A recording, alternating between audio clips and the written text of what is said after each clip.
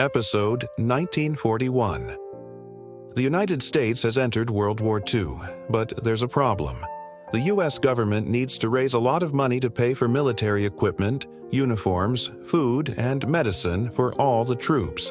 So they turn to the American people to help. In 1941, the Treasury Department created something called war bonds. With this new war bond, ordinary citizens could lend money to the government and receive a small interest payment in return. The government would then use that money to pay for the war effort. And when the war was over, they'd give everyone back their money with interest.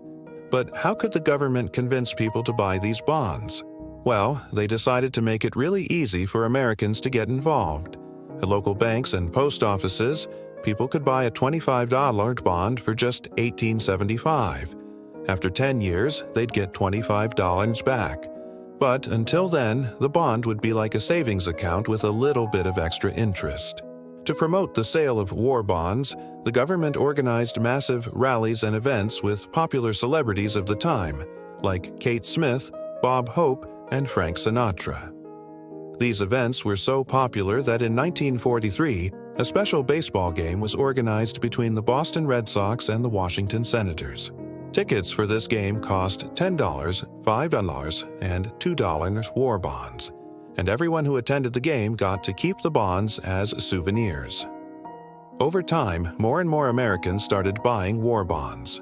By 1946, more than 85 million Americans had purchased bonds. That's half of the entire U.S. population.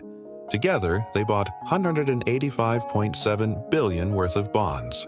This made the war bond the most successful mass financing effort in history. Thanks to these war bonds, the American people were able to help the government pay for the war and ultimately win World War II.